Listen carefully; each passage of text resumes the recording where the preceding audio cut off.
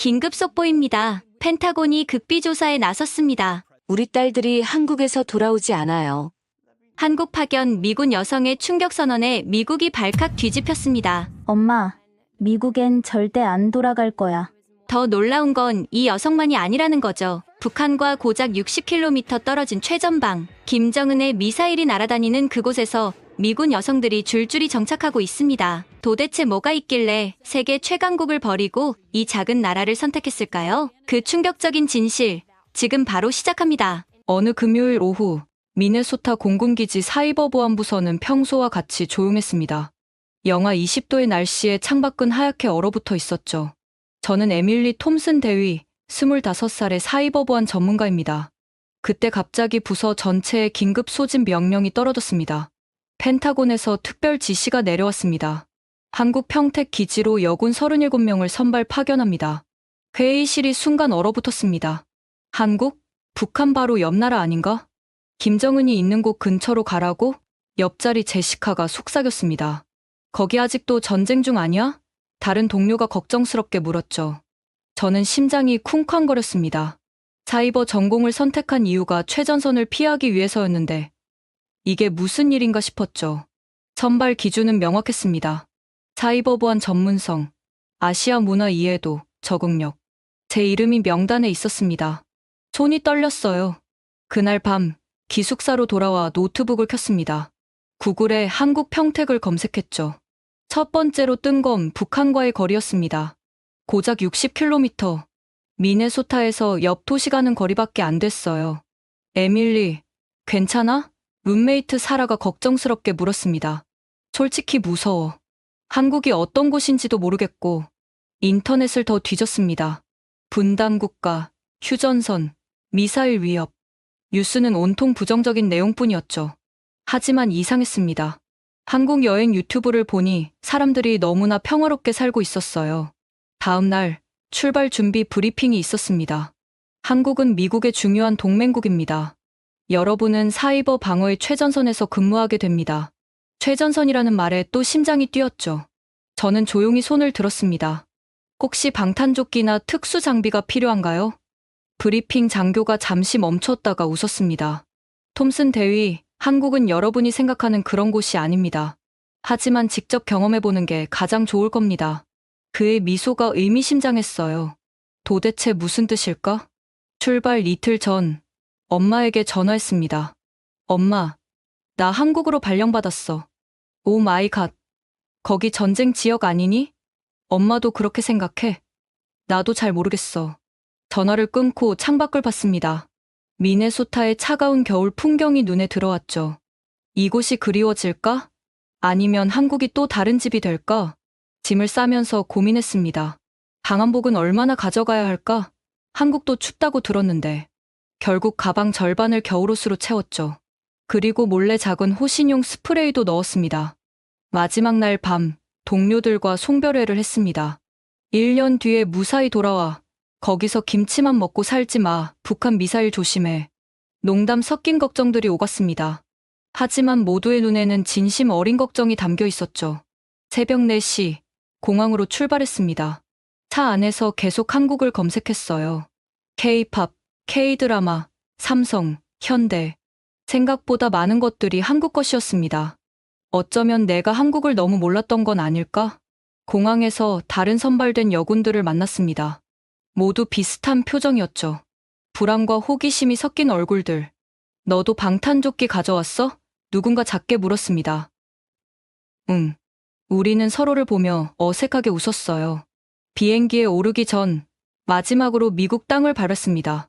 발밑에 단단한 콘크리트가 이상하게 그리웠어요. 다시 이 땅을 밟을 때 나는 어떤 사람이 되어 있을까? 자, 모두 탑승하십시오. 목적지 인천국제공항입니다. 운명의 문이 열렸습니다. 저는 심호흡을 하고 비행기에 올랐죠. 이것이 제 인생을 완전히 바꿀 여정의 시작이었습니다. 14시간의 비행 끝에 인천국제공항에 도착했습니다. 비행기에서 내리자마자 느껴진 건 따뜻함이었어요.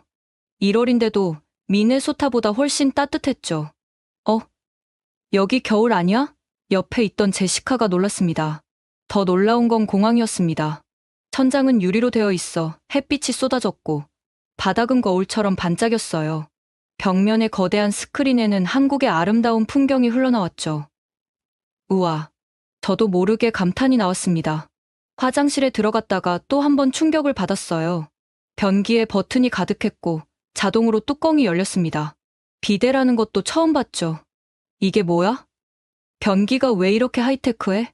수화물을 찾으러 가는 길, 모든 안내판에 영어가 병기되어 있었습니다. 직원들도 영어를 잘했어요. 내가 생각했던 언어 장벽은 없었죠. 톰슨 대위님? 고개를 돌리니 한국 공군 제복을 입은 여성이 서 있었습니다. 안녕하세요. 저는 박하은 중위입니다. 마중 나왔어요. 그녀의 영어는 완벽했고 미소는 진심이 담겨 있었습니다. 아, 안녕하세요. 근데 여기 정말 안전한가요? 하은 중위가 피식 웃었습니다. 왜요? 무서우세요? 아니, 그게 북한이 가깝잖아요. 아, 그거요? 걱정 마세요. 여기가 미국보다 안전할걸요? 믿기지 않는 표정을 짓자 그녀가 덧붙였습니다. 직접 보시면 알게 될 거예요. 일단 평택으로 가시죠. 공항을 나서는 순간 또 놀랐습니다. 주차장으로 가는 길이 실내였고 에스컬레이터와 엘리베이터가 곳곳에 있었죠. 미네소타 공항에서는 짐을 끌고 눈속을 걸어야 했는데 차에 타자 하은 중위가 스마트폰을 꺼냈습니다. 카카오냅이 켤게요. 실시간 교통정보 보면서 가야 해요. 실시간 교통정보요? 네. 한국은 어디서나 LTE가 터져요. 아, 맞다. 그녀가 작은 봉투를 건넸습니다. 선물이에요. 한국 심카드랑 티모니 카드요. 티모니가 뭐예요? 교통카드예요. 이거 하나면 버스, 지하철, 택시, 편의점까지 다 돼요. 편의점에서도 교통카드를? 미국에서는 상상도 못할 일이었죠. 고속도로를 달리면서 창밖을 봤습니다. 아파트들이 숲처럼 솟아 있었고 산들은 겨울인데도 푸른 빛을 띠고 있었어요. 미네소타의 황량한 겨울 풍경과는 완전히 달랐죠. 저기 보이는 게 남산타워예요. 서울의 상징이죠. 와, 정말 높네요. 나중에 한번 가봐요. 야경이 정말 예뻐요. 1시간쯤 달렸을까? 평택이 가까워지자 풍경이 바뀌었습니다. 논밭 사이로 현대적인 건물들이 조화롭게 섞여 있었죠. 저기가 평택 기지예요. 생각보다 크죠? 정문을 통과하는데 한국 경비병들이 경례를 했습니다. 그들의 표정에는 경계심이 아닌 환영이 담겨 있었어요. 숙소에 도착하자 하은 중위가 말했습니다. 오늘은 푹 쉬시고 내일 제가 주변 안내해 드릴게요. 아, 배고프시면 이거 시켜 드세요. 또 스마트폰을 보여주더군요. 화면에는 배달의 민족이라는 앱이 있었습니다. 이거로 뭐든 시킬 수 있어요. 치킨, 피자, 한식, 중식. 30분이면 와요. 새벽에도요? 당연하죠. 24시간이에요. 그녀가 떠난 후 저는 침대에 앉아 있었습니다. 가방에서 호신용 스프레이를 꺼내봤죠. 갑자기 우스워졌습니다. 이런 게 필요할 것 같지 않았어요. 창밖을 보니 해가 지고 있었습니다. 평택의 저녁 풍경은 평화로웠고 기지 밖에서는 한국 사람들이 일상을 살아가고 있었죠. 내가 한국을 완전히 오해하고 있었구나. 첫날 밤, 저는 생각보다 편안하게 잠들었습니다. 내일은 어떤 놀라움이 기다리고 있을까? 처음으로 기대가 되기 시작했어요. 다음날 아침, 하은 중위가 약속대로 찾아왔습니다. 잘 주무셨어요? 오늘은 평택 구경 시켜드릴게요. 기지 밖으로 나가자 완전히 다른 세상이 펼쳐졌습니다. 거리는 깨끗했고 사람들은 활기차게 움직이고 있었죠. 우선 폰부터 제대로 세팅해드릴게요. 하은 중위가 저를 SKT 매장으로 데려갔습니다. 얼리미티드 데이터 플랜이요? 한 달에 5만 원이에요. 5만 원? 그게 달러로 얼마죠? 한 40달러 정도요? 미국에서는 100달러 넘게 내던 요금제였습니다. 충격이었죠. 직원이 능숙하게 제 폰을 세팅해줬습니다.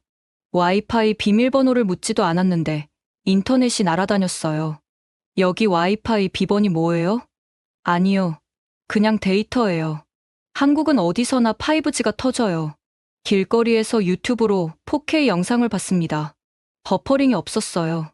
미네소타 기지 안에서도 이런 속도는 경험해 본 적이 없었죠. 배고프시죠? 뭐 드시고 싶어요? 응. 아직 한국 음식은 좀 걱정 마세요. 여기 봐요. 하은 중위가 배민 앱을 켰습니다. 메뉴가 끝없이 나왔어요. 버거킹, 맥도날드, 서브웨리. 익숙한 브랜드들도 다 있었죠. 근데 이거 진짜 30분 안에 와요? 내기할까요? 지금 시킬게요. 정확히 23분 후 라이더가 도착했습니다. 따뜻한 버거와 감자튀김이 제 손에 들어왔죠. 말도 안 돼. 미국에서는 피자도 1시간은 기다려야 하는데 점심을 먹고 하은 중위가 특별한 곳으로 데려갔습니다. 한국 문화를 제대로 경험하려면 여기 가봐야 해요. 태극 PC방이라는 간판이 보였습니다. PC방이요? 네. 한국의 게임 문화를 보여드릴게요. 문을 열고 들어가자 충격적인 광경이 펼쳐졌습니다. 수십 대의 고성능 컴퓨터가 줄지어 있었고 각 자리마다 편안한 의자가 놓여 있었죠. 1시간에 1,000원이에요. $1도 안 돼요. 더 놀라운 건 따로 있었습니다. 여기서 음식도 시켜 먹을 수 있어요. 라면, 김밥, 음료수. 화면 한쪽에 주문 버튼이 있었고 클릭 몇 번으로 음식을 주문할 수 있었죠. 옆자리에서는 한국 고등학생들이 게임을 하고 있었습니다. 그중 한 명이 저를 보더니 영어로 말했어요. 미군이세요? 오버워치 같이 하실래요? 네. 여기 미군 분들 많이 와요. 같이 게임해요. 순간 편견이 와르르 무너졌습니다. 북한의 위협, 전쟁의 공포? 이 아이들은 그저 평범한 일상을 살고 있었어요. 저녁이 되자 하은 중위가 또 다른 곳으로 안내했습니다. 이번엔 한국의 밤 문화를 보여드릴게요. 솔직히 좀 긴장했습니다. 밤 문화라니 위험하지 않을까? 하지만 도착한 곳은 번화한 상점가였습니다. 평택 로데오 거리라는 곳이었죠. 와, 밤 10시인데 이렇게 사람이 많아요? 이제 시작이에요. 한국은 밤 문화가 발달했거든요. 거리에는 젊은이들, 가족 단위 사람들, 심지어 유모차를 끈 부모들까지 있었습니다. 모두가 안전하게 밤 시간을 즐기고 있었죠. 저기 노래방 가볼래요? 노래방이요? 포인 노래방이라는 곳이었습니다. 1,000원을 넣으니 2곡을 부를 수 있었어요. 영어 팝송도 많았고 최신곡들이 다 있었죠. 한국 사람들은 스트레스를 노래로 푸는 것 같아요. 마지막으로 편의점에 들렀습니다. CU라는 곳이었는데 또 한 번 충격을 받았어요. 이게 다 뭐예요? 도시락부터 시작해서 김밥, 샌드위치, 심지어 와인까지. 편의점이 아니라 작은 마트 같았습니다. 여기서 택배도 보낼 수 있고 공과금도 낼 수 있어요. 편의점에서요? 하은 중위가 직접 시범을 보였습니다. 터치스크린을 몇 번 누르더니 택배 접수가 완료됐죠. 숙소로 돌아오는 길, 저는 계속 고개를 저었습니다. 이게 제가 알던 그 위험한 한국이 맞나요? 하은 중위가 웃었습니다. 이제 시작이에요. 내일은 서울 구경시켜드릴게요. 진짜 놀라실 거예요.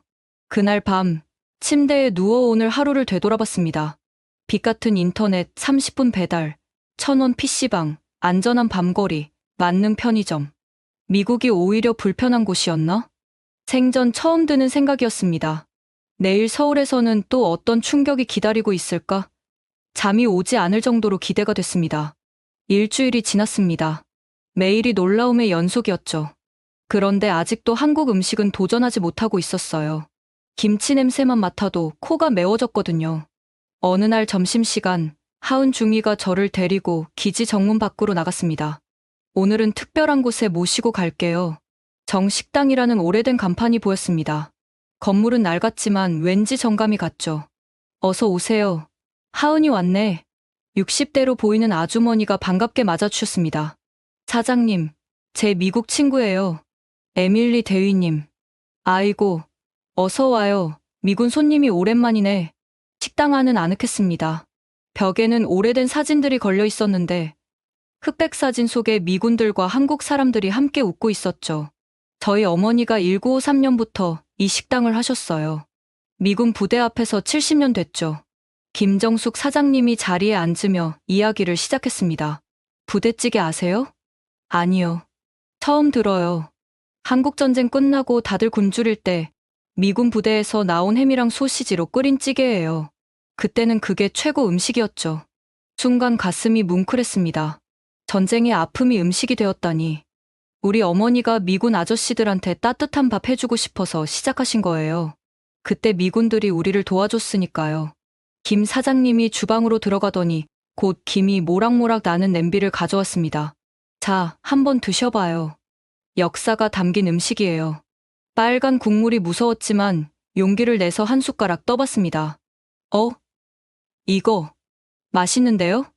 햄과 소시지의 짭짤함, 김치의 시원함, 라면의 쫄깃함이 절묘하게 어우러졌습니다. 매콤하지만 중독성이 있었죠. 미군들이 좋아하게 맵지 않게 만들었어요. 치즈 올려드릴까요? 네, 치즈요? 노란 치즈가 올라가자 부대찌개가 순해졌습니다. 양식과 한식의 만남이었죠. 이게 한미융합이에요.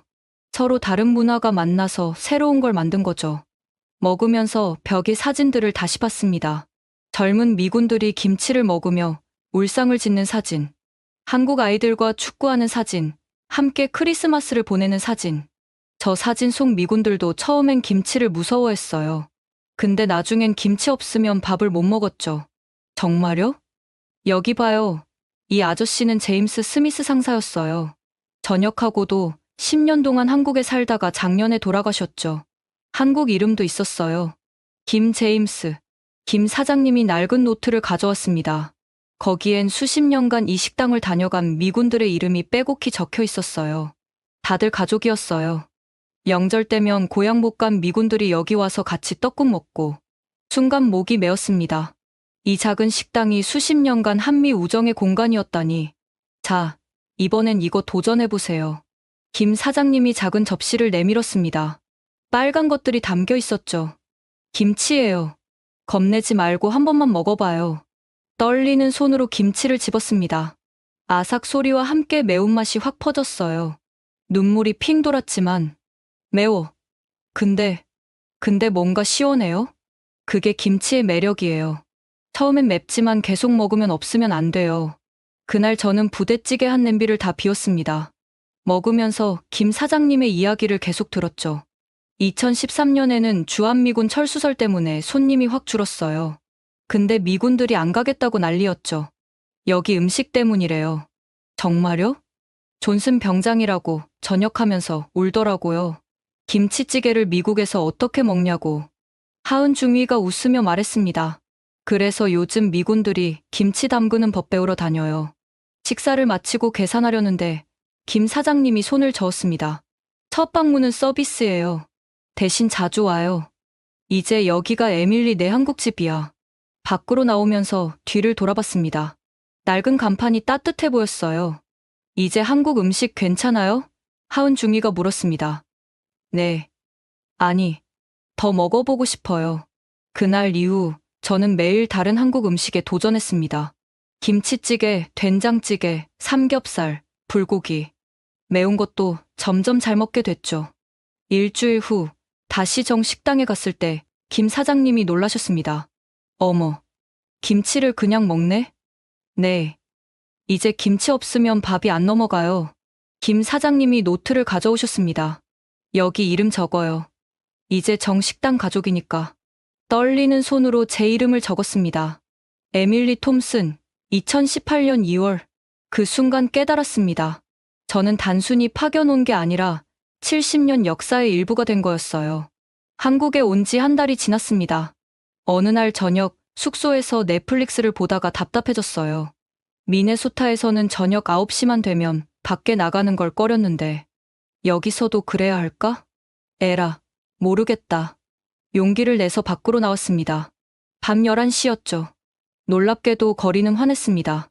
가로등이 구석구석을 비추고 있었고 CCTV가 곳곳에 있었어요. 더 놀라운 건 사람들이었습니다. 조깅하는 사람들, 편의점에서 나오는 학생들, 치킨을 배달하는 라이더들. 모두가 자연스럽게 밤거리를 누비고 있었죠. 이게 가능한 일이야? 평택 호수공원까지 걸어갔습니다. 공원 입구에서 잠시 망설였어요. 미국이었다면 절대 혼자 들어가지 않았을 곳이었으니까요. 하지만 공원 안은 나처럼 밝았습니다. 산책로를 따라 조명이 설치되어 있었고 비상벨도 곳곳에 있었죠. 처음 오셨어요? 갑자기 말을 걸어온 사람에 깜짝 놀랐습니다. 50대로 보이는 여성이었어요. 아, 네. 저 미군인데요. 아, 그래서 어색해 보였구나. 여기 안전하니까 걱정 마세요. 저도 매일 밤 운동하러 와요. 그녀 뒤로 비슷한 연령대의 여성들이 함께 걷고 있었습니다. 우리 호수공원 걷기 모임이에요. 같이 걸을래요? 망설이다가 합류했습니다. 6명의 한국 여성들과 함께 호수를 걸었죠. 미국은 밤에 못 나간다며? 한 분이 물었습니다. 네. 특히 여자 혼자서는 위험해요. 어머. 그럼 운동은 언제 해? 헬스장에서요. 실내에서만. 다들 혀를 찼습니다. 그게 무슨 삶이야. 밤 산책이 얼마나 좋은데. 호수를 한 바퀴 도는 동안 많은 이야기를 나눴습니다. 그들은 매일 밤 이렇게 모여서 운동한다고 했죠. 한국은 진짜 안전해요. 특히 여성들한테는 천국이죠. 새벽에 다녀도 무서울 게 없어요. 진짜요? 새벽에도? 당연하죠. 택시도 안전하고, 버스도 밤새 다니고. 아, 그리고 안심기가 서비스도 있어요. 안심기가 서비스가 뭔지 설명을 들었습니다. 여성이 밤늦게 귀가할 때 동행해주는 서비스라니, 미국에서는 상상도 못할 일이었죠. 산책을 마치고 돌아가려는데, 한 분이 말했습니다. 내일도 나와요. 우리 11시에 여기서 만나요. 정말, 괜찮을까요? 당연하죠. 운동 친구는 많을수록 좋아요. 숙소로 돌아오는 길, 새벽 12시가 넘었는데도 거리는 여전히 안전했습니다. 편의점은 환하게 불을 밝히고 있었고, 순찰차가 천천히 지나갔죠. 다음 날부터 저는 매일 밤 산책을 나갔습니다. 때로는 혼자, 때로는 한국 아주머니들과 함께, 어느 날은 새벽 2시까지 걸었습니다. 미국 친구들에게 영상통화를 걸었죠. 지금 몇 시야? 미쳤어? 새벽 2시. 나 지금 혼자 공원 산책 중이야.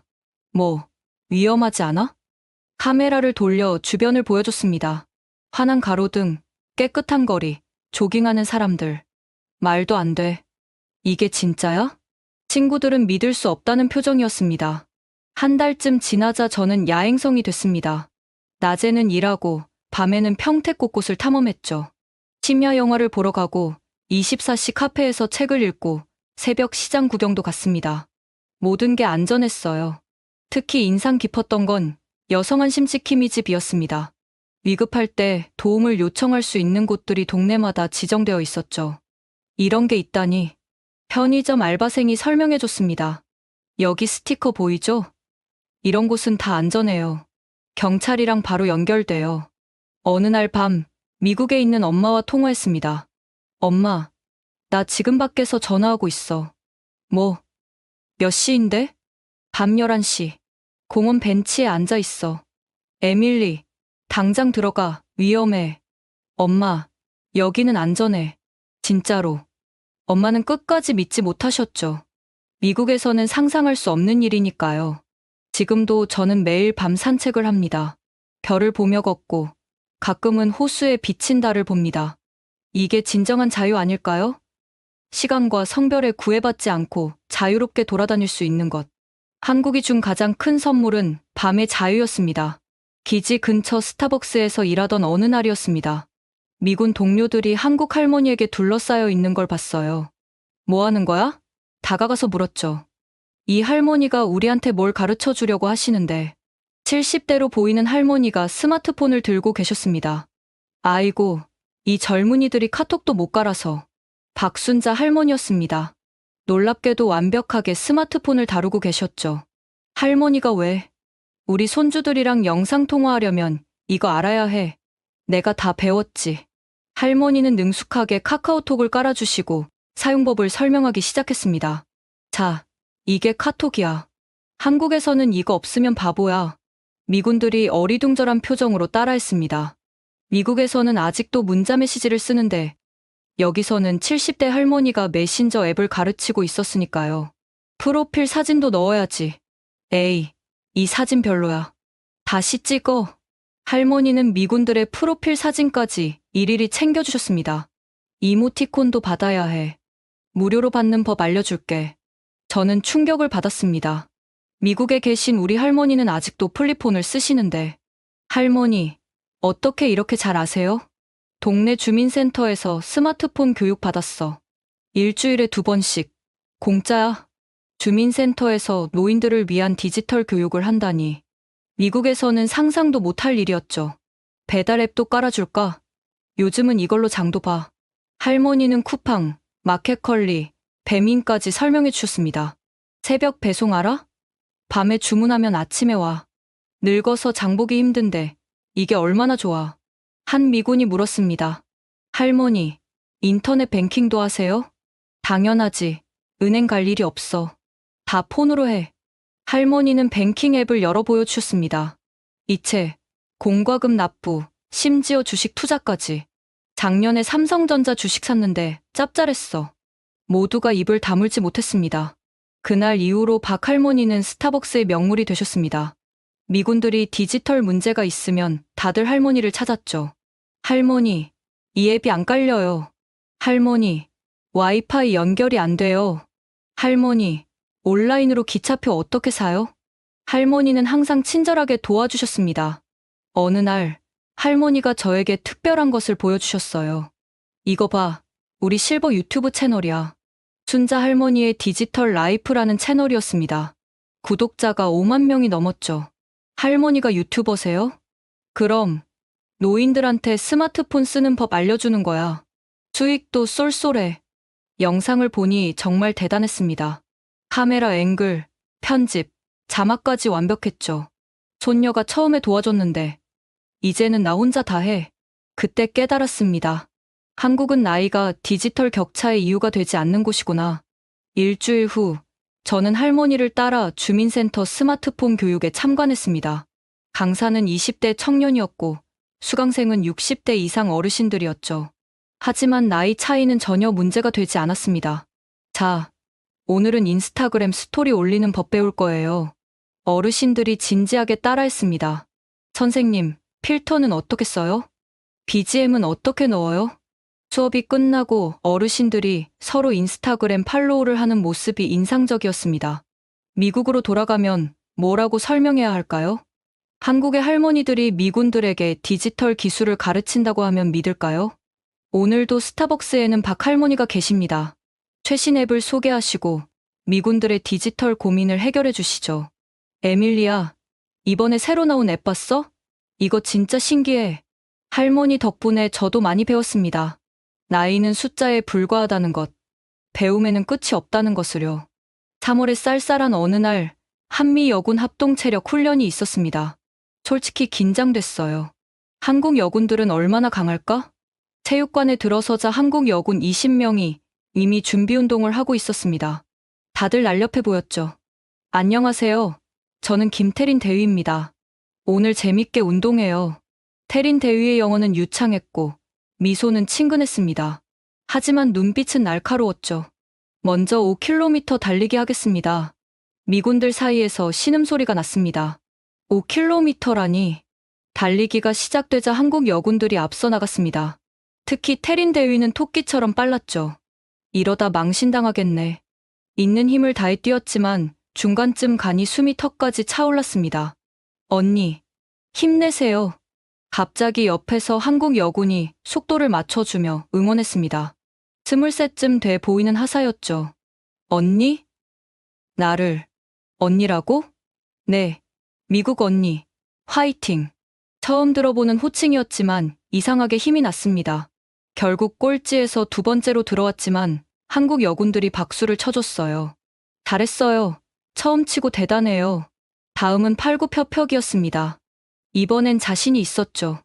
미국에서 열심히 훈련했으니까요. 하지만 한국 여군들도 만만치 않았습니다. 특히 박예진 중사는 군더더기 없는 자세로 50개를 거뜬히 해냈죠. 우와, 어떻게 그렇게 잘해요? 매일 100개씩 해요. 처음엔 10개도 힘들었는데 훈련이 끝나고 다 함께 식당으로 이동했습니다. 한국 여군들이 먼저 다가왔어요. 언니들, 김치 먹을 수 있어요? 이제 좀 먹을 수 있어요. 진짜요? 대박. 그럼 오늘 회식 가요. 회식이라는 게 뭔지 몰랐지만 따라갔습니다. 도착한 곳은 기지 근처 순대볶음집이었죠. 여기 순대볶음이 진짜 맛있어요. 소주도 한잔 할래요? 처음엔 어색했습니다. 계급도 다르고 나라도 다른데 이렇게 편하게 지내도 되나? 하지만 한국 여군들은 정말 편하게 대해줬어요. 미국은 어때요? 여군 생활 힘들죠? 네, 가끔 남자들이 무시할 때가 있어요. 어머, 한국도 똑같아요. 그럴 땐 실력으로 보여주는 거예요. 순간 동질감이 느껴졌습니다. 나라는 달라도 여군으로서의 고민은 똑같았어요. 태린 대위가 소주잔을 들었습니다. 자, 한미 여군 우정을 위하여. 위하여. 소주는 처음이었는데 생각보다 부드러웠습니다. 얼굴이 빨개지니 다들 웃었죠. 언니 귀여워요. 또 언니라고. 나 25인데 한국은 한 살만 많아도 언니예요. 정이 있는 호칭이죠. 그날 밤 우리는 많은 이야기를 나눴습니다. 훈련 이야기, 연애 이야기, 가족 이야기. 저는 다음 달에 결혼해요. 신랑도 군인이에요. 우와, 축하해요. 언니들도 다 오세요. 미군 언니들이 오면 완전 특별할 거예요. 정말로 초대한다는 걸 알고 놀랐습니다. 한국에서는 이렇게 빨리 친해질 수 있나? 그 후로 매주 금요일마다 합동훈련을 했습니다. 처음엔 경쟁이었지만 점점 서로를 돕는 사이가 됐죠. 언니, 사격 자세가 좀 이상해요. 이렇게 해보세요. 테리나, 크로스핏 동작 좀 가르쳐 줄래? 어느새 우리는 계급을 떠나 친구가 되어 있었습니다. 가장 기억에 남는 건 야간 행군이었습니다. 20km를 걸어야 했는데 중간에 정말 포기하고 싶었어요. 언니, 조금만 힘내요. 우리가 도와줄게요. 한국 여군들이 제 배낭을 나눠 들어줬습니다. 서로 팔짱을 끼고 걸었죠. 원포올, 올포원. 한 목소리로 구호를 외치며 걸었습니다. 국적이 무슨 상관이었을까요? 우리는 모두 군인이고 여성이고 동료였습니다. 새벽 3시, 드디어 도착했을 때 모두가 서로를 껴안았습니다. 우리가 해냈어.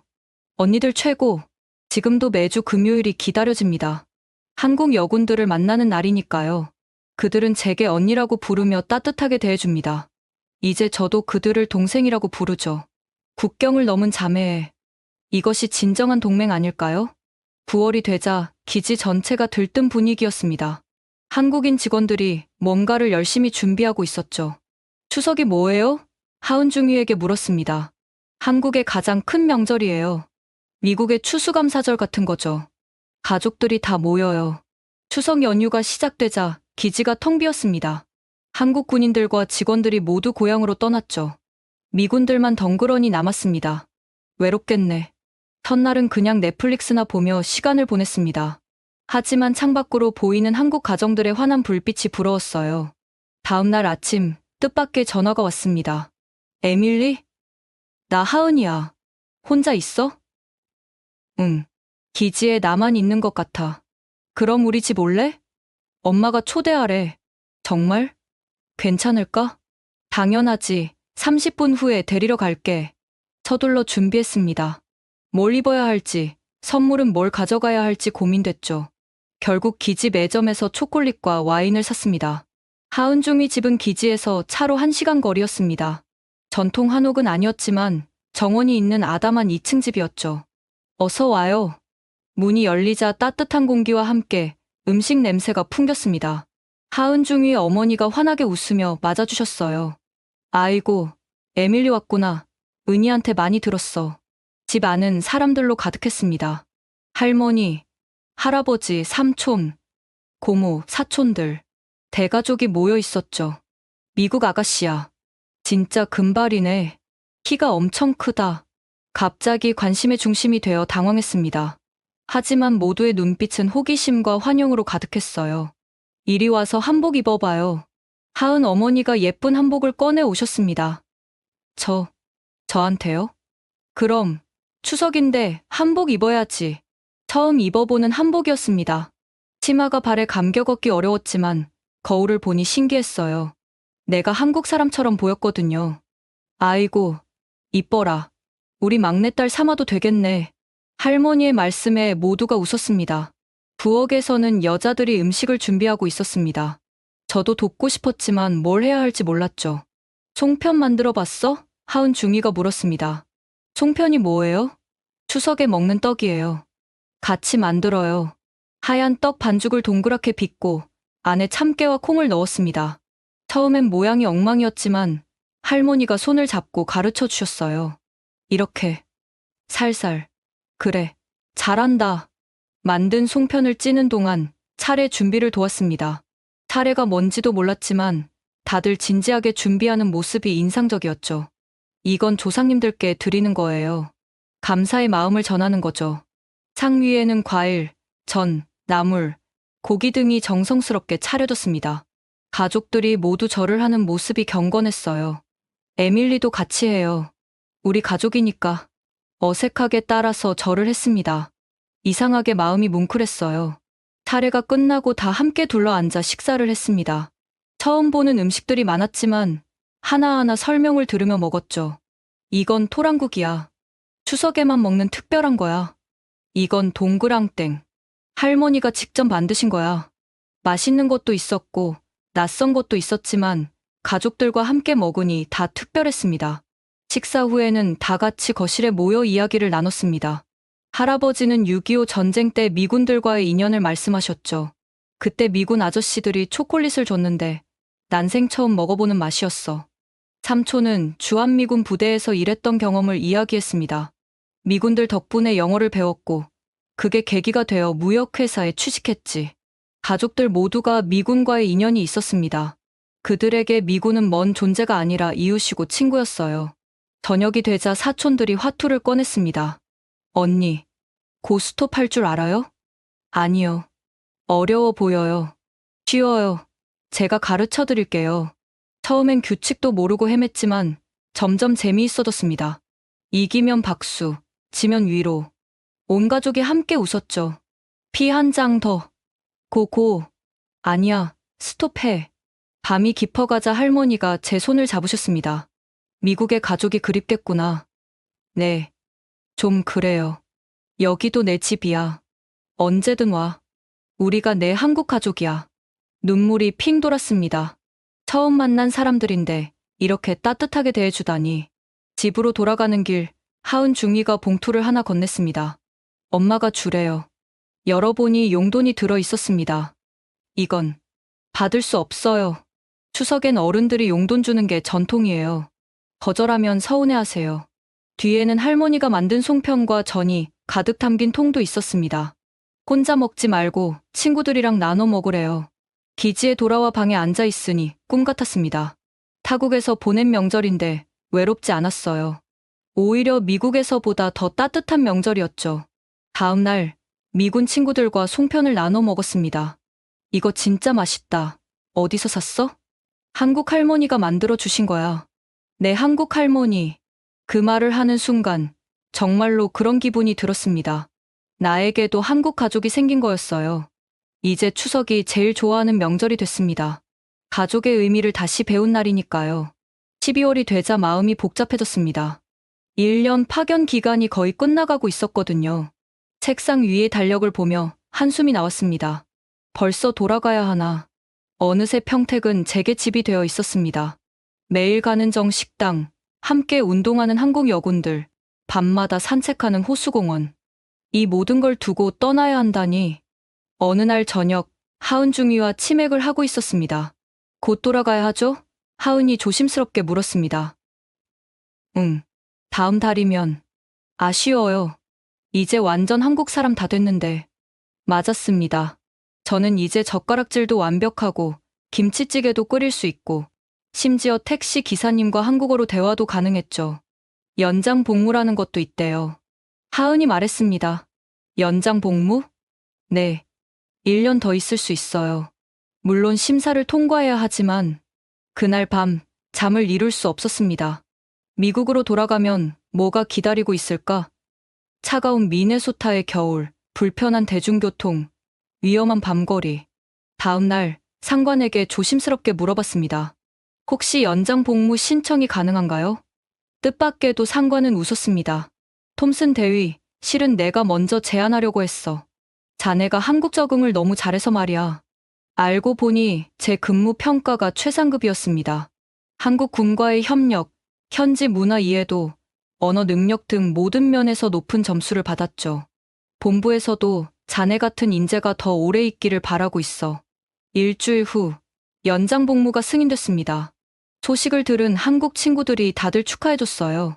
정식당 김 사장님은 특별히 파티를 열어주셨습니다. 우리 에밀리가 1년 더 있는데요. 단골 손님들이 모두 박수를 쳤습니다. 이제 완전 평택 시민이네. 한국 여군들도 기뻐했습니다. 언니. 진짜요? 대박. 이제 진짜 한국어 마스터할 수 있겠네요. 하은중이 가족도 기뻐하셨습니다. 할머니는 전화로 말씀하셨죠. 잘했어. 명절 때 또 와야지. 이번엔 김장도 같이 하자. 하지만 미국에 있는 가족과 친구들의 반응은 달랐습니다. 뭐, 1년 더? 미쳤어? 엄마의 목소리는 걱정으로 가득했습니다. 엄마, 여기 정말 좋아. 안전하고 편리하고. 그래도 고향이 그립지 않니? 솔직히 그립지 않다면 거짓말이겠죠. 하지만 이제 한국도 제 고향 같았어요. 미국 친구들도 이해하지 못했습니다. 거기서 뭐가 그렇게 좋아? 영상통화로 한국 생활을 보여줘도 믿지 않았죠. 너 세뇌당한 거 아니야? 그들의 반응이 1년 전 제 모습 같아서 웃음이 났습니다. 직접 경험하지 않으면 모르는 거였어요. 연장 복무를 결정하고 나니 마음이 편해졌습니다. 서두르지 않고 천천히 한국을 더 깊이 알아갈 수 있게 됐으니까요. 한국어 학원에 등록했습니다. 퇴근 후 매일 2시간씩 수업을 들었죠. 에밀리 씨는 발음이 정말 좋아요. 선생님이 칭찬해 주셨습니다. 한국 친구들이랑 매일 대화하거든요. 반 친구들은 다양했습니다. 일본인, 중국인, 베트남인. 모두가 한국을 사랑해서 온 사람들이었죠. 주말엔 더 많은 곳을 탐험했습니다. 전주 한옥마을, 경주 불국사, 부산 해운대. 한국은 작은 나라지만 갈 곳이 정말 많았어요. 특히 기억에 남는 건 설악산 등반이었습니다.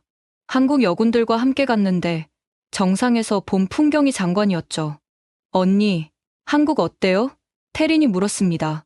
말로 표현할 수 없어. 너무 아름다워.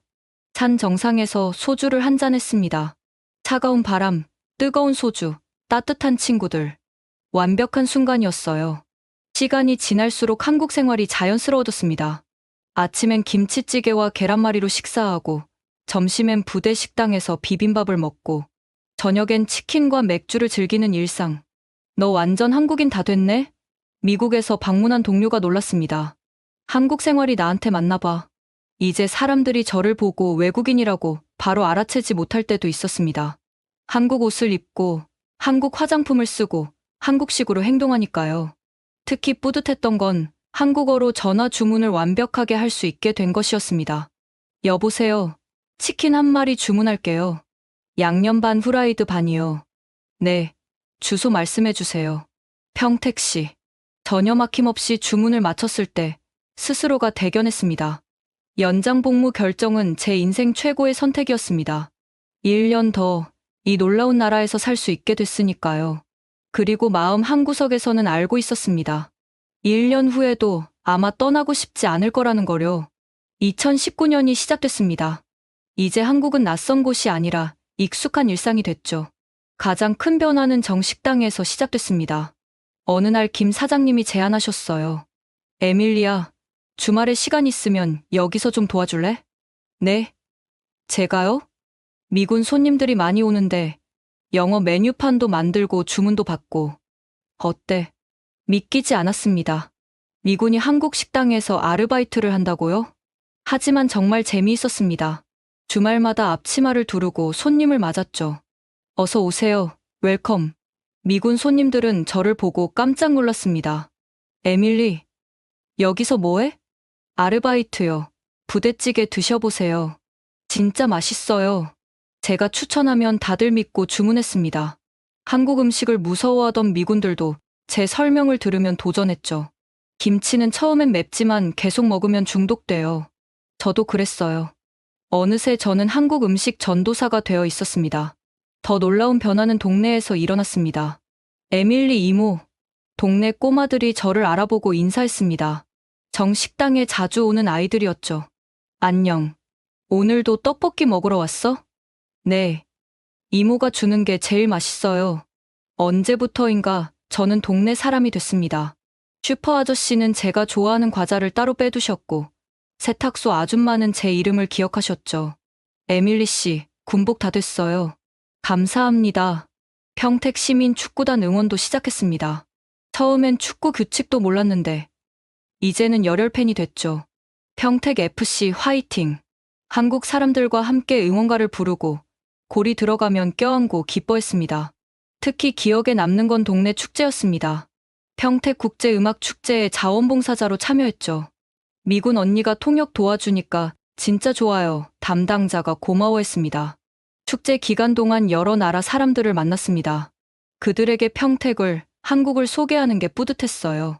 한국은 정말 특별한 나라예요. 안전하고 친절하고 재미있어요. 제 말에 많은 외국인들이 고개를 끄덕였습니다. 한국어 실력도 일취월장했습니다. 이제 뉴스도 어느 정도 이해할 수 있고 한국 드라마도 자막 없이 봤죠. 대박! 에밀리 완전 한국인이야. 한국어 선생님도 놀라셨습니다. 가장 뿌듯했던 순간은 병원에서였습니다. 감기에 걸려서 혼자 병원에 갔는데 모든 과정을 한국어로 해결했어요. 어디가 아프세요? 목이 아프고 기침이 나요. 언제부터요? 사흘 전부터요. 의사 선생님과 자연스럽게 대화하고 처방전을 받고 약국에서 약도 받았습니다. 집에 돌아와서 깨달았습니다. 나 정말 한국에서 혼자 살 수 있구나. 주말엔 더 먼 곳으로 여행을 갔습니다. 제주도, 강원도, 전라도. 각 지역마다 다른 매력이 있었죠. 특히 전주 한옥마을에서 먹은 비빔밥은 잊을 수 없습니다. 이게 진짜 비빔밥이구나. 현지인들만 아는 맛집도 찾아다녔습니다. 이제 저는 관광객이 아니라 한국에 사는 사람이었으니까요. SNS에 한국 생활을 올리면 미국 친구들이 댓글을 달았습니다. 너 진짜 한국 사람 됐네? 언제 돌아올 거야? 솔직히 돌아가고 싶은 마음이 점점 줄어들었습니다. 한국에서의 삶이 너무 좋았거든요. 어느 날 거울을 보다가 웃음이 났습니다. 한국 화장품을 쓰고 한국 옷을 입고 한국 음식을 먹으니 피부도 좋아지고 건강해진 제 모습이 낯설면서도 좋았어요. 이게 진짜 나인가? 아니, 이게 진짜 저였습니다. 한국이 꺼내준 새로운 저였죠. 2019년 8월 기상청에서 역대급 태풍 경보를 발령했습니다. 태풍 링링이 한반도를 향해 북상하고 있었죠.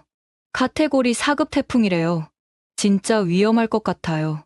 하은 중위가 걱정스럽게 말했습니다. 미국에서도 허리케인을 경험했지만 한국에서의 첫 태풍이라 긴장됐습니다. 기지에서는 비상 대비 태세에 들어갔습니다. 모든 야외 물품을 실내로 옮기고 비상용품을 준비했죠. 톰슨 대위, 한국 민간인 지역도 확인해야 합니다. 상관이 지시했습니다. 기지 주변을 둘러보니 한국 주민들도 분주히 움직이고 있었습니다. 가게들은 서둘러 문을 닫고 사람들은 마트로 몰려갔죠. 정식당에 들러봤습니다. 김 사장님이 혼자 창문에 테이프를 붙이고 계셨어요. 사장님, 도와드릴게요. 에밀리, 위험한데 기지에 있어야지. 괜찮아요. 같이 해요. 함께 창문을 보강하고 의자와 테이블을 안전한 곳으로 옮겼습니다. 태풍이 상륙한 밤, 정말 무서웠습니다. 바람 소리가 괴물처럼 울부짖었고 비는 폭포처럼 쏟아졌죠. 새벽 3시, 긴급 호출이 떨어졌습니다. 평택 시내 침수 피해 발생, 지원 가능한 인원은 즉시 집결. 망설임 없이 뛰어나갔습니다. 한국 군인들과 경찰, 소방관들이 이미 구조 작업을 하고 있었죠. 여기 도움이 필요해요. 한국 소방관이 외쳤습니다. 반지하 주택에 물이 차올라 노인 부부가 갇혀 있었어요. 언어 장벽도, 국적도 상관없었습니다. 다 함께 힘을 합쳐 모래주머니를 나르고 물을 퍼냈죠.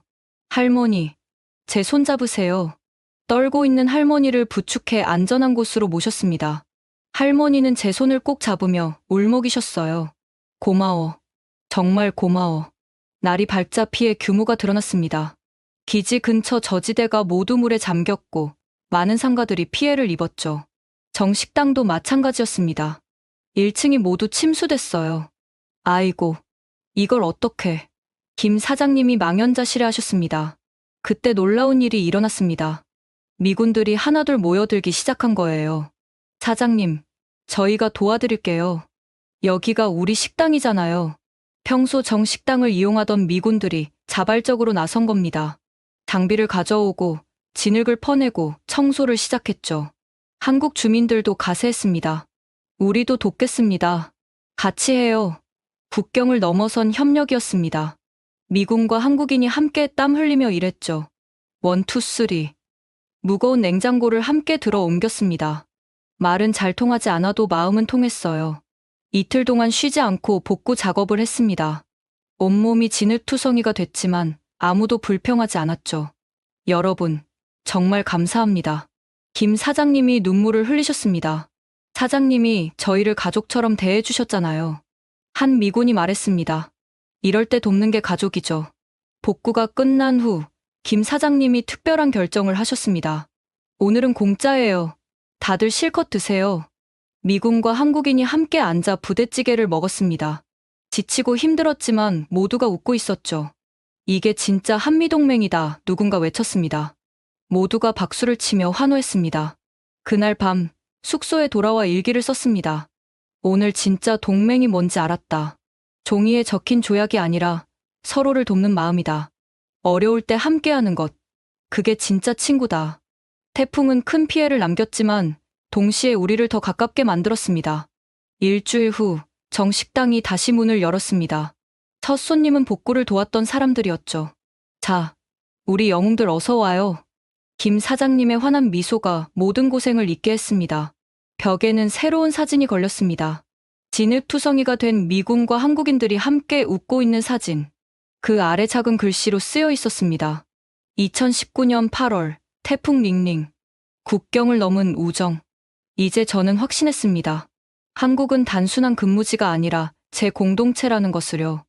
2020년 1월, 두 번째 연장 복무도 끝나가고 있었습니다.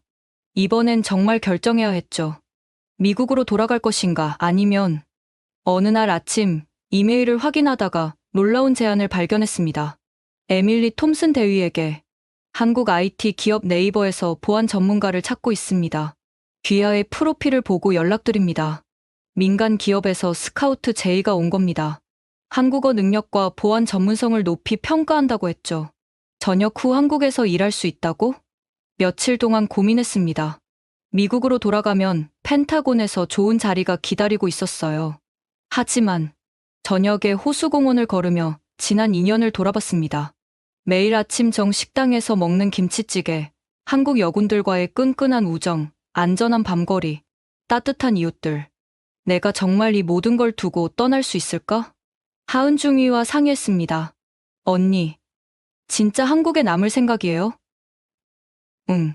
근데 영주권이나 비자는 어떻게 하지? 걱정 마세요. F5 영주권 신청할 수 있어요. 언니는 조건이 다 돼요. 정말이었습니다. 한국어 능력, 체류 기간, 품행. 모든 조건을 충족했죠. 결심을 굳히고 가족에게 전화했습니다. 엄마, 나 한국에 계속 살기로 했어. 긴 침묵 후 엄마가 말했습니다. 네가 행복하다면 응원할게. 가끔은 와서 엄마 얼굴 보여주고. 당연하지. 엄마도 한국 놀러와. 미군 동료들에게 소식을 전하자 반응이 다양했습니다. 진짜? 너 진짜 한국에 놀러 왔는 거야? 부럽다. 나도 그러고 싶은데. 저녁식 날 많은 사람들이 와줬습니다. 한국 여군들, 정식당 식구들, 동네 이웃들. 에밀리 언니, 진짜 안 가는 거죠? 테린이가 눈물을 글썽이며 물었습니다. 안 가. 이제 영원히 여기 있을 거야. 모두가 환호했습니다. 김 사장님은 특별한 선물을 주셨습니다. 이거 우리 식당 레시피야. 이제 너도 우리 가족이니까. 정식당에 비법이 적힌 낡은 노트였습니다. 눈물이 났어요. 영주권 신청은 순조로웠습니다. 면접에서 심사관이 물었죠. 왜 한국에 계속 거주하길 원하십니까? 막힘없이 한국어로 대답했습니다. 한국은 저에게 제2의 고향입니다. 여기 제 가족이 있고 제 삶이 있습니다. 심사관이 미소 지었습니다. 한국어를 정말 잘하시네요. 환영합니다. 네이버 입사도 확정됐습니다. 한교의 현대적인 사옥에서 일하게 됐죠. 에밀리 씨는 우리 팀의 보물이에요. 팀장님이 환영해 주셨습니다. 이제 저는 출퇴근하는 평범한 한국 직장인이 됐습니다. 아침엔 지하철을 타고, 점심엔 동료들과 회사 근처 맛집을 탐방하고, 저녁엔 팀 회식에 참여하는 일상. 에밀리 씨, 오늘 치맥 어때요? 좋아요. 제가 아는 맛집 있어요. 주말엔 여전히 정식당에서 아르바이트를 했습니다. 이제는 월급 때문이 아니라 그곳이 좋아서요. 우리 에밀리 왔네. 단골 손님들이 반겨주는 곳. 그곳이 제 마음의 집이었습니다. 그리고 새로운 꿈도 생겼습니다. 한미 문화 교류를 돕는 일을 하고 싶어요. 제가 경험한 이 놀라운 여정을 더 많은 사람들과 나누고 싶거든요. 가끔 미국 친구들이 묻습니다. 후회 안 해? 단 한 번도 후회한 적 없습니다. 한국은 저를 새로운 사람으로 만들어줬어요. 더 따뜻하고 더 열린 마음을 가진 사람으로요. 이제 평택의 아침 안개도, 여름의 장마도, 겨울의 매서운 바람도 모두 제 삶의 일부입니다. 집으로 가는 길, 평택역 앞에서 발걸음을 멈췄습니다. 2년 전 처음 도착했던 그날이 떠올랐죠. 그때는 두려움으로 가득했던 이방인이었지만 이제는 이곳의 주민입니다. 평택 시민 에밀리, 마음속으로 되뇌며 미소 지었습니다. 참 멋진 이름이에요. 2025년 봄, 저는 32살이 됐습니다. 저는 유튜브를 개설하여 매주 한국 생활의 매력을 전 세계에 소개하고 있습니다. 안녕하세요, 에밀리입니다. 오늘은 새로 한국에 오는 미군들을 위한 꿀팁을 준비했어요. 카메라 앞에서 자연스럽게 한국어와 영어를 섞어가며 이야기합니다. 작년에 결혼했습니다. 신랑은 네이버에서 만난 한국인 개발자예요. 프러포즈는 남산타워에서 받았죠. 에밀리, 나랑 평생 한국에서 살래? 네. 결혼식은 정식당에서 했습니다. 김 사장님이 특별히 장소를 내주셨거든요. 미국에서 온 가족들, 한국 여군 친구들, 동네 이웃들, 100명이 넘는 하객이 축하해줬죠. 이제 한 아이의 엄마가 됐습니다. 2살 수진이는 벌써 2개 국어를 합니다. 엄마, 김치 주세요. 수진이가 젓가락질을 하며 말합니다. 미국 할머니가 영상통화로 손녀를 보며 놀랍니다. 세상에, 애가 김치를 그렇게 잘 먹어? 엄마, 여기선 이게 일상이야. 주말이면 가족과 함께 정식당에 갑니다. 김 사장님은 이제 진짜 할머니가 되셨죠. 우리 수진이 왔구나. 수진이는 정할머니라고 부르며 좋아합니다. 가끔 새로운 미군들이 식당에 오면 제가 나서서 설명해 줍니다. 처음이시죠? 겁내지 마세요. 저도 7년 전엔 김치 냄새만 맡아도 도망갔어요. 그들의 놀란 표정을 보며 웃음이 납니다. 꼭 7년 전 제 모습 같거든요. 한국 생활 분명 마음에 드실 거예요. 저처럼요. 작년엔 한국 국적도 취득했습니다. 이제 저는 정식 한국인이에요. 투표도 하고 주민자치위원회에도 참여합니다. 평택시 다문화 홍보대사로도 활동하고 있죠. 왜 미군들이 한국을 떠나지 않는지 이제 아시겠죠? 강연 마지막에 항상 하는 질문입니다. 청중들은 고개를 끄덕이며 박수를 보내죠. 저녁이 되면 가족과 함께 호수공원을 산책합니다. 엄마, 여기가 세상에서 제일 좋아요. 수진이가 말합니다. 그래. 엄마도 그렇게 생각해. 별이 뜨기 시작한 하늘을 보며 생각합니다. 7년 전 두려움에 떨며 이곳에 왔던 25살 에밀리. 그녀는 상상이나 했을까요? 이 땅에 뿌리 내리고 가정을 꾸리고 진정한 집을 찾게 될 거라고. 한국은 제게 모든 것을 주었습니다. 사랑, 가족, 꿈, 그리고 집. 이제 저도 이 은혜를 갚고 싶습니다. 더 많은 사람들이 한국의 진짜 매력을 알 수 있도록. 오늘도 어김없이 외칩니다. 안녕하세요. 한국인 에밀리입니다. 지금까지 미 공군 에밀리 톰슨 대위의 놀라운 한국 정착기를 들으셨습니다. 두려움으로 시작했지만 사랑으로 끝난 그녀의 이야기 어떠셨나요? 한국의 편리함, 안전함, 그리고 무엇보다 따뜻한 정이 한 사람의 인생을 어떻게 바꿨는지 보셨죠? 이 이야기가 감동적이셨다면 좋아요와 구독 부탁드립니다. 그리고 특히 이 영상을 널리 공유해주세요. 전 세계에 한국의 진정한 매력을 알리기 위해서요. 해외에 있는 친구들에게, 한국을 잘 모르는 사람들에게 이 이야기를 전해주세요. 작은 공유 하나가 한국에 대한 인식을 바꿀 수 있습니다. 다음에도 더 감동적인 이야기로 찾아뵙겠습니다. 원더풀 해외 사연이었습니다. 감사합니다.